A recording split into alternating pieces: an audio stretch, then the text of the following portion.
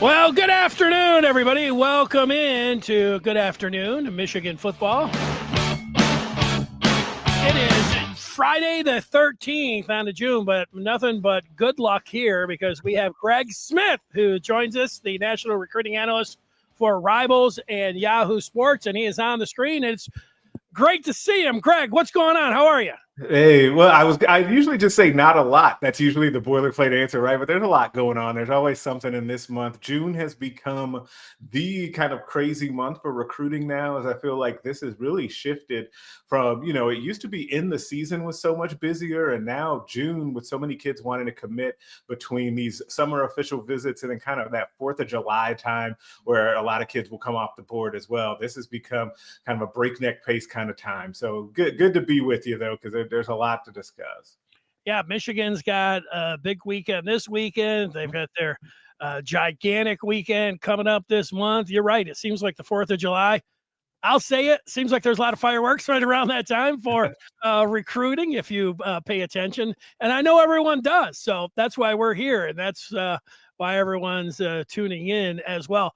In addition, after Greg, as we're done talking with him, Michigan may add yet another quarterback this year. So stay tuned for that coming up in about 10 minutes from right now. And also a top 25, 11 publications, and number 16 for Michigan. We'll see what people think about that. But we do start with recruiting, and that's why Greg is here. And Michigan is having a big official visit weekend. And Greg, I'll put as a headliner, Savion Hyder, the running back from Virginia. He is in making the rounds. I know Michigan, they just seem like if there was a number one player that you could say, if they could hand you on the list that they would want, I think it would be Hyder. What do you think? Yeah, I think that Hyder would definitely be worthy of that type of distinction. That's funny, that photo at Under Armour right there. I don't know if I actually took that one, but I did see him down there in Orlando for that event. And I did come away very impressed with him. And that's why I think that he is a guy that's worthy of being that type of number one running back on the board. And Michigan has been involved here for quite some time, even though it feels like kind of a three-team race at this point with Michigan, Ohio State, and Tennessee. So this weekend is definitely big for Michigan to get him on campus for that official visit and kind of show him everything that they have to offer, kind of the running back history that they've had at that university and the ability to play with Bryce Underwood and continue to be part of that program. I think it's just a huge weekend for them to try to make a big impression on Hyder. What kind of kid is he? Is he? I've read some of his comments. It looks like he's just pretty thankful where he's at, not giving a whole lot up, thanking the teams, going from team to team, and then we'll just kind of wait and see. I'd say playing his cards close to his vest. Would you agree with that? Yeah, it's funny. They're playing your cards close to your vest, and they're saying nothing about the process, and he's definitely more closer to that, saying nothing about the process. As you know, everything that you kind of glean about this recruitment comes from other sources, comes from team sources, because he is not one to really put that stuff out there. And sometimes every once in a while now, and it's rare that it happens these days, but every once in a while now you'll get one of these big time kids that's like this, that just doesn't really want to talk about the process, wants to focus on what's in front of him and being thankful, like you mentioned, and continue to evaluate and check out these schools, but it's not big for media. And Savion is definitely one of those kids. Well, if he ends up coming to Michigan, people aren't going to care about that. It's just like the big tackle, Felix Ojo, who I believe was in Ann Arbor last week, and he's got a litany of schools, and I've got a couple of them, including Texas, where he's from, and Ohio State, who's already been mentioned, and Michigan. It seems like Michigan and Ohio State clashing on the recruiting trail. You have any insight on Ojo's recruitment? Yeah, I think that right now it had been thought for quite some time that Texas really was the far and away leader on this. But I do think that the swing that he took through Michigan and Ohio State to get to a couple of those Big Ten powers, I do think that Michigan more than Ohio State really made a move with him through that visit. I think that he's a kid that would be great. It reminds me of he reminds me a little bit of further along version at this point than Angel Babalola, who Michigan got in last year's cycle, who I saw quite a bit out here in the Midwest. And so Felix would be a great get for them. And anytime you can continue to, get those type of elite offensive linemen into the mix, it's definitely something you want to do. Michigan obviously has been doing that over these last few years. And Sharon Moore, one of the things that I hear from kids all the time about, especially guys on the offensive side of the ball, in particular those offensive linemen, is that they love the idea that it's an offensive line led program because he's now the head coach, right? That is definitely a calling card for the Michigan Wolverines. There's no doubt he was a former offensive lineman, and heck, for a while, we've been renaming that Joe Moore Award the Sharon Moore Award right. for the way the Michigan's been going. Yeah, you mentioned what players are saying about the offensive line and how they've been turning them out. I wonder, it's kind of as an aside, as we'll ask about some more players, but the Michigan versus the NCAA, the hearing was last week in Indy, and I wonder, Greg, you get around, the whole right. here. What players and coaches and other people in the game, they think this is a big deal, no deal? Are people saying, hey, I expect really nothing to happen? Are people like, wow, this could be a big deal? What are people saying? This is, to me, it's a fascinating thing because the chatter about this on social media versus the chatter about this in real life when I talk to people could not be more different. On social media, every time some kid posts about Michigan, it's like, oh, why go there? Sanctions are coming, or the hammer's coming down. When I talk to people in real life, no one's talking about this. Like it just doesn't come up. Like it's really hard to even explain how little it comes up with people when you're talking out there. Like maybe it's something that other schools are trying to, mention when they're recruiting against Michigan, but I'm not even sure it's something that other schools can use. And this is in part because I just don't think the NCAA has any teeth to do anything really, even if you thought they were the guiltiest of the guilty. Like how much are they really going to do? And so, yeah, it's not something that really comes up at all, to be honest. Yeah, and I keep thinking it was reminded last week that it was a pretty big penalty taking Jim Harbaugh on a 9-0 team and suspending him for a at game against Penn State, at Maryland, and then Ohio State. But hey, we talk about that quite a bit. And we've done a lot of these little penalties along the way. It seems like how many different penalties are we going to get, right? We had that. Sharon Moore is suspended for some games coming up this season. Like there's other stuff going on. Like at some point this has to end, right? Yeah, well, I thought it was going to be 45 days, but then I saw the president Baker say 90 days. So it could be right before the start of the season. Hopefully it is before that. I'm interested in CJ Sadler, the wide receiver from Cass Tech. He's just outside of he's inside the top 50, but just outside from being a 5-star. And, I hear what we say at the Maize and Blue Review. Our guys are like, hey, Michigan has been, they've got a relationship with Sadler that goes way back. They're in good standing, but I don't see anything where he's saying, oh, yeah, Michigan's the leader, or it's just a matter of time. Well, what can you say about Sadler? Do you know anything about him? Yeah, it's super interesting because you're right. Like I think when Bryce Underwood got in the class last year, I thought that it was just a matter of days until Sadler then was going to go ahead and get in, because that would be the sign that he needed, that a big time quarterback will go there. He was going to have somebody to get him the football, and then that would be fine. And as John has commented here, that Sadler hasn't even set an OV. I talked to him, it was the last week, I want to say, and he said he was going to set one up, but he didn't have a firm date yet. Now that can go one of two ways when you have a kid that is that local to the program. Like sometimes kids don't even bother to like really do that. They can just go over and take an unofficial because he can drive over there at any time, and Michigan will always welcome him. He could also decide to wait until inside the season to take that official visit so that he can get that on a game day weekend. You just never know. So I get why people would read into that, but I think that that's more important for a kid when they're from outside of the state. But the recruitment's a little strange because you're right. He has not just come out to anyone really and said, hey, Michigan is the clear leader. He's taken some interesting visits. The way that I would kind of term it is that he went out to Maryland for an official visit that no one really knew about until he took it. He went on a visit to North Carolina this past weekend as well. And so it's an interesting group that he's looking at. But I do think when it's all said and done, he ends up in the Michigan class. Some big names as throwing a question for you on our feedback as we're live here and it comes in from cut from a different cloth. Wants to know what you think of Bryce Underwood, who looks like, to right now, say the presumptive starter for Michigan for their opener against New Mexico. And also Charles Woodson Jr., not a shoe-in that his dad went to Michigan, that Jr. would follow. I think about Archie Manning and then, Eli Manning and all the Mannings and everything and how that went. Do you have any insight and what you think of Bryce Underwood? Yeah, I mean, Bryce is everything that he's advertised to be on the field. I mean, all of the things that they had to do to get him and all of the kind of hand wringing to be able to flip him from LSU was all worth it, because I think you've got a 3-year starter there. Like, I can't imagine he's not going to start at quarterback to start the season. Now, you may have to go through some growing pains, as that tends to be like some streaky play with a true freshman quarterback. But I think you're going to have some high highs when it comes to running him out there. So I think fans have every right to be very excited about that. And then quickly on Charles Woodson Jr., that was really cool, right? Like, that was an extremely cool moment to see him get that offer from his dad's alma mater, where he's an absolute legend at. And so that was just a very cool story. And I think that Michigan maybe a little early on that offer, because I don't know if he's quite there in his development at this point, but the assumption is that he's going to continue to get better. And that's the kind of gamble that you make when he's got those type of bloodlines, right? I'm with you on that. A couple quick hitters for you here. Then I got one final question for you.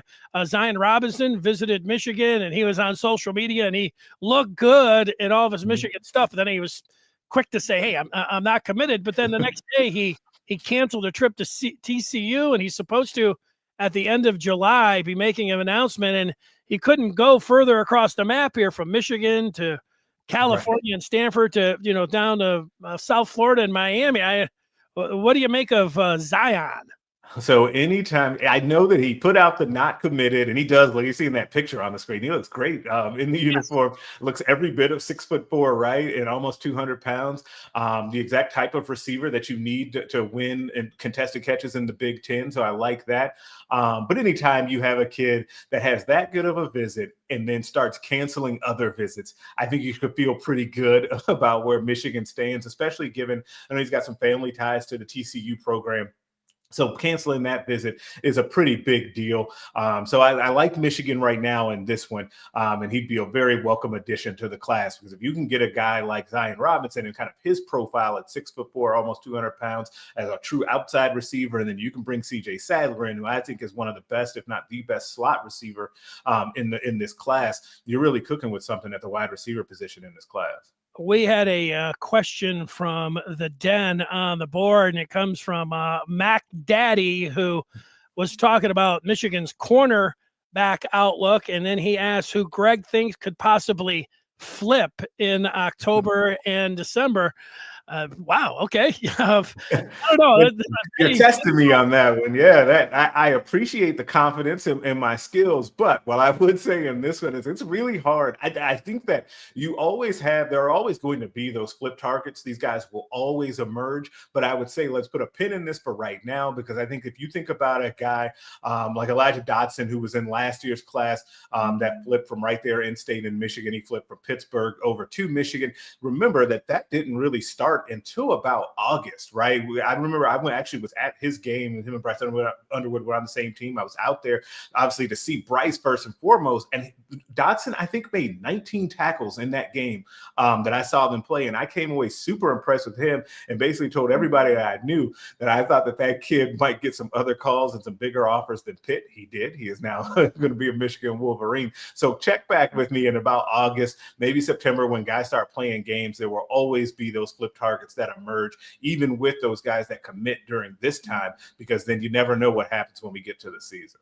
I don't have any insight, but I put Tristan Keys from LSU in that category one, because he's the super one of the best players in the country, and he went to LSU, and of course Michigan flipped Bryce Underwood, and that would be all the more better if it possibly could be. Do it 2 years in a row. Yeah, that'd be great. Yeah, getting the best one on the board, that would be pretty good.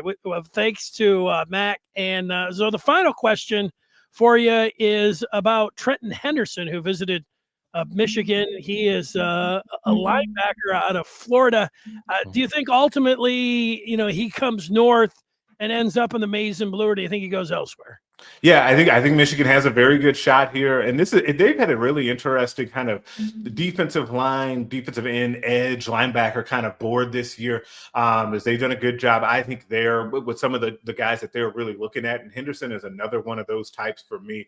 As when you're 6'4", 225 pounds, you've got the ability to either continue to stand up and rush the passer, or you can add some muscle mass in the strength program and be a hand in the dirt defensive end kind of guy that can still give a lot of pass rush juice.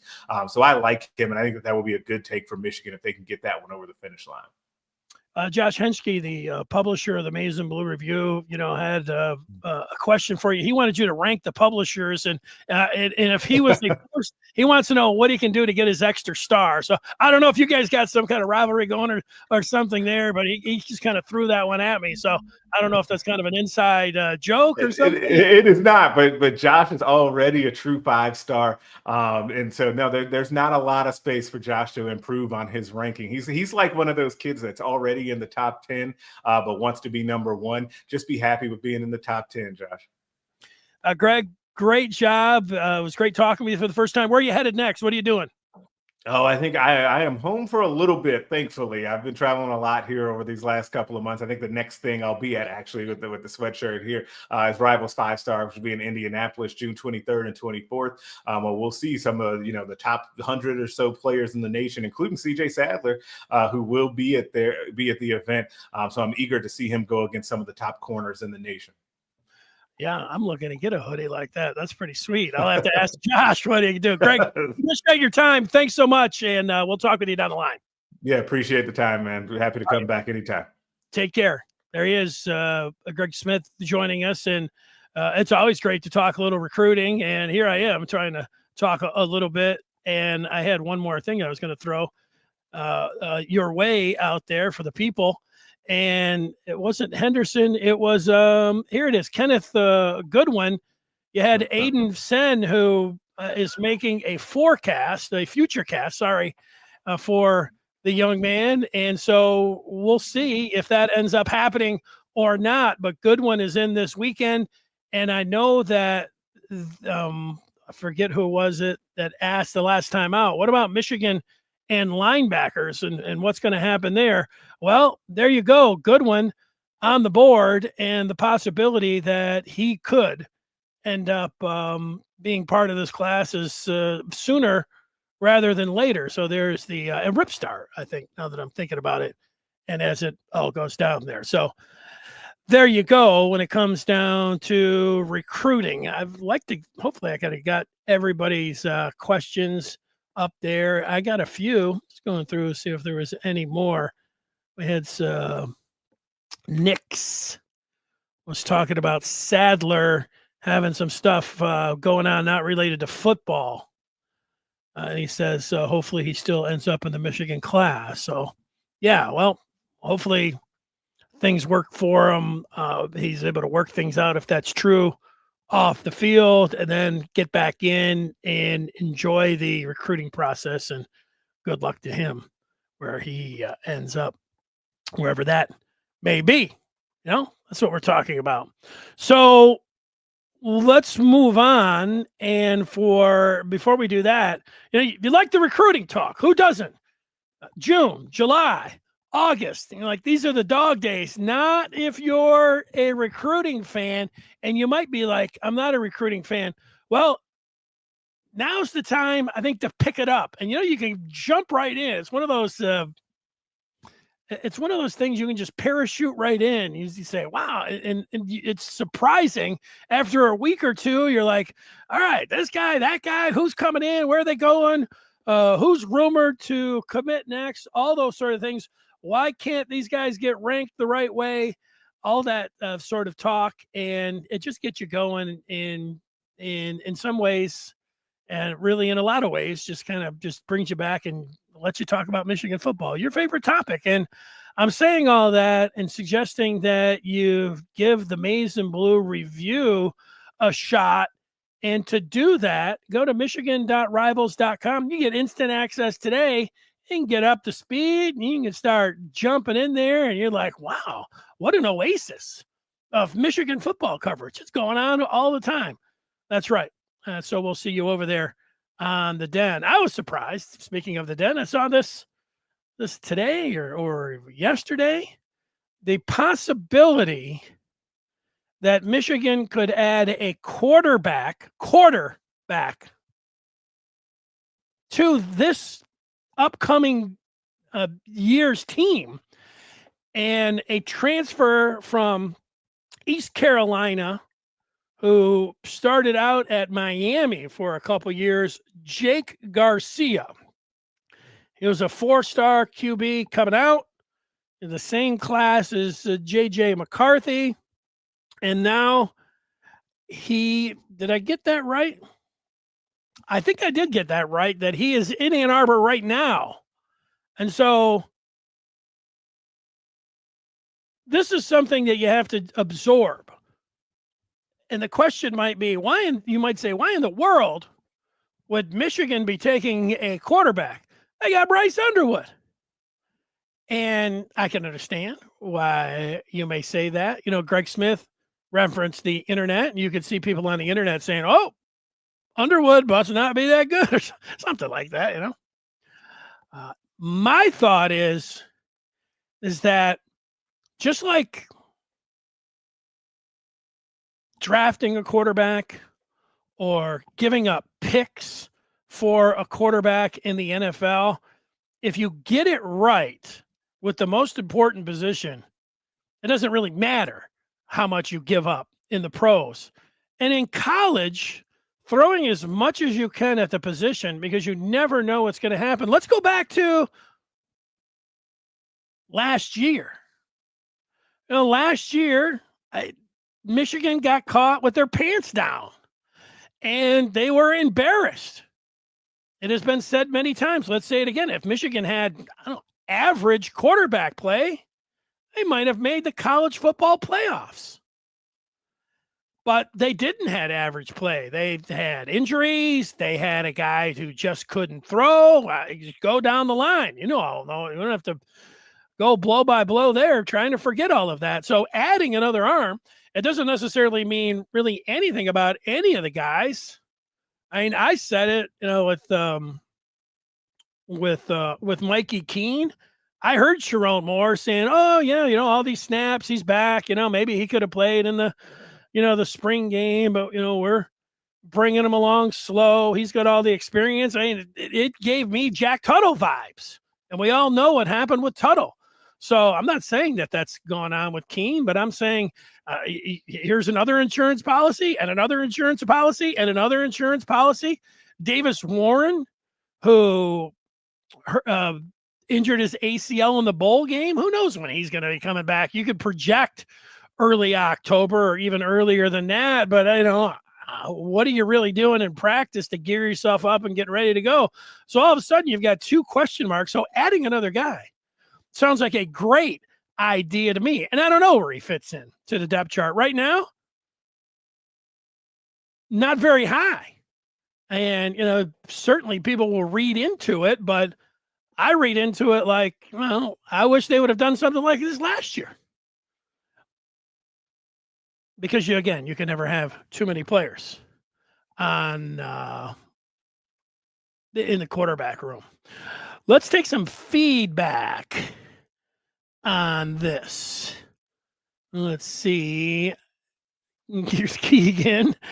That is a emoji. I don't know what he's referring to. Maybe what Mr. Martini's saying.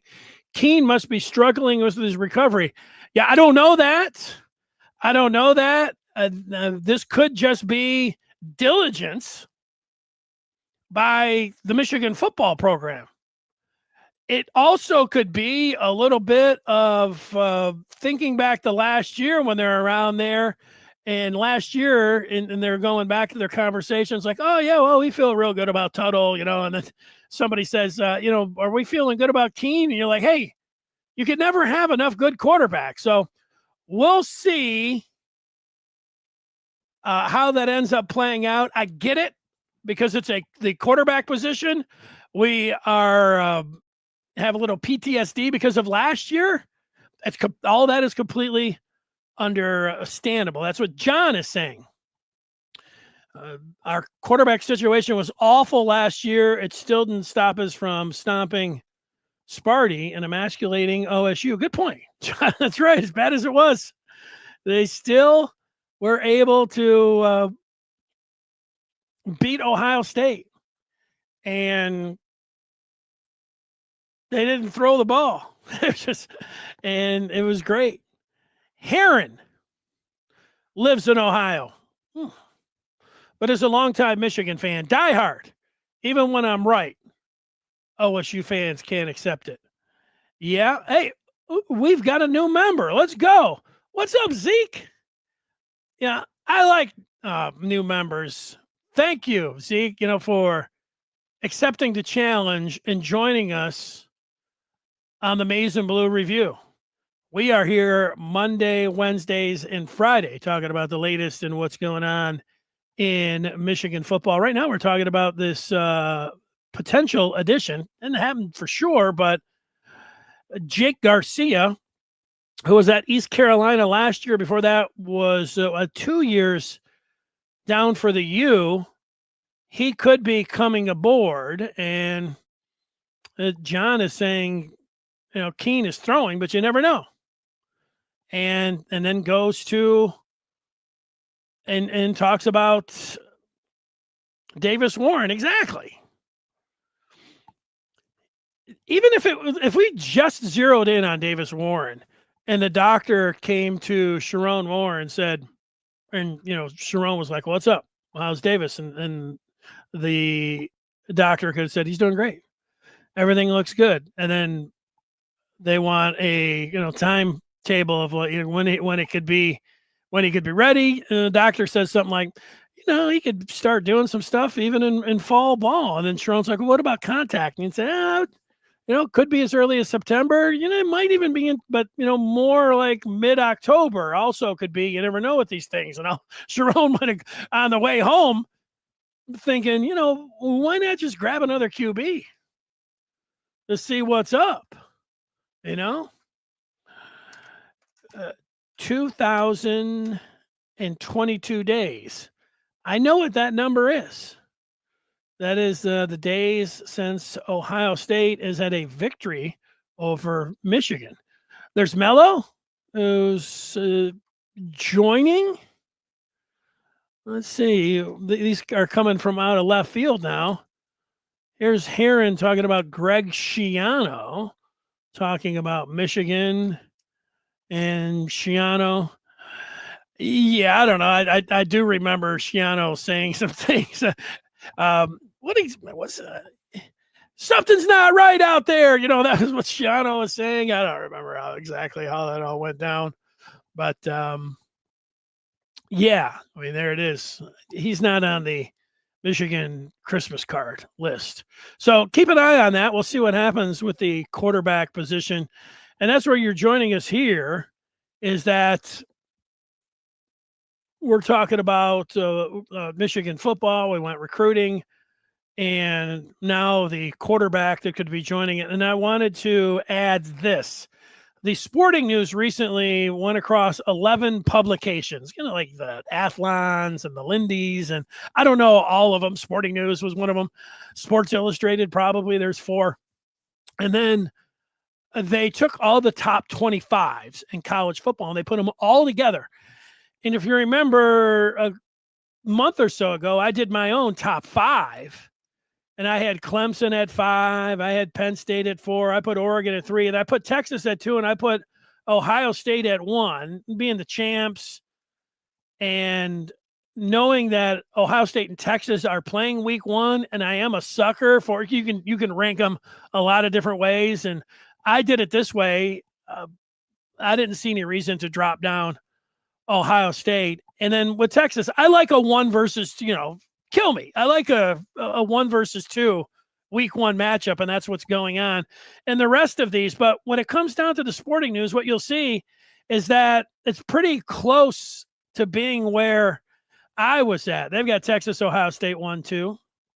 Just flipped around. They got Penn State and Clemson in there.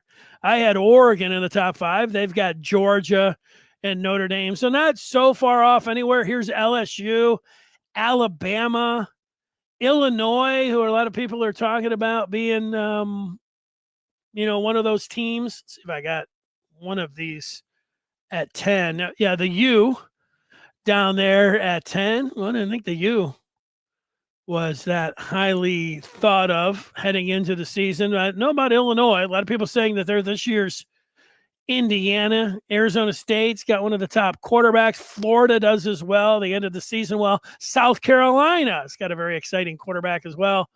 BYU, after what they were able to do last year. Then here's Michigan. So and they end up 16. So the possibility that Michigan could be ranked number 16 heading into the season. You say, well, what are your thoughts there? I said, that's a great spot. That's a fine spot that they can be in, and ultimately they want to be in the final 12 and make the college football playoff. Out of those 11 publications, they said they didn't say they have the ranking of who ranked them the highest and who ranked them the lowest. Michigan, one of those publications had Michigan 15. So none of those 11 publications, no one has Michigan higher than 15. And nobody had them lower than 20. So 16 coming in right there, that sounds good when it comes down to it. Are there any other Big Ten teams in there of note? Mentioned Illinois, Oregon, I forget, but they are in the Big Ten. There's Penn State way up there. And, of course, Ohio State at number 2. So just something that you can think. This is right around where Michigan's going to be. From our 16 to 20. However, that ends up shaking down when it comes to those polls will be released in August. Although one of the encouraging things was the Bill Connelly SP Plus poll or ranking. It was ranking that was put out about a month ago, where he factors in who you're losing, who's coming back, recruiting rankings, things like that. And his formula had Michigan as the 10th team in the country. So there's that to think about. So that's where it's at. We'll take a couple questions here. Let's see where we are at. Heron. Hit the like button. Good content. First time listening. First time viewer.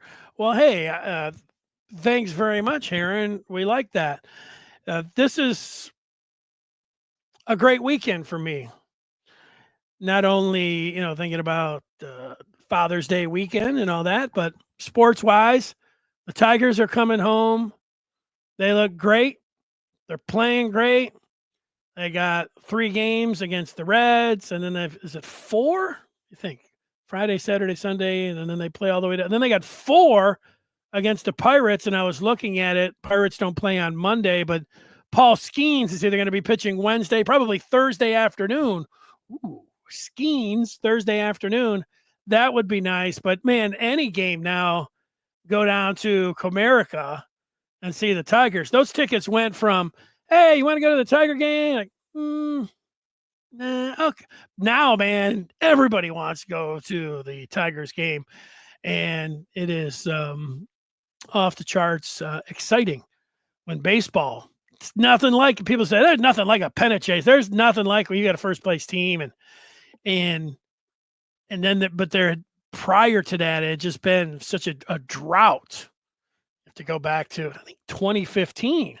We're talking about that's a pretty substantial time where this team just had no heartbeat. But now, man, they look great, and it's all a lot of fun. Plus, the U.S. Open is going on, and we still have basketball and hockey. Oh yeah, that too. So, everybody enjoy their weekend. We'll be back here on Monday. Jim Scarcelli, he'll be excited. He'll have some tape to go through, look at some specific players. We will see you over on the Den. That's on the Maize and Blue Review. We're talking about Michigan football, basketball, right around. We're talking about everything there. And, talk about Tigers as well. That 2% part, where it's 98% Michigan and 2% some of the other stuff. So thanks to Greg Smith from Rivals and Yahoo Sports. He's the national recruiting analyst. And we will talk with you on Monday. Have a great weekend.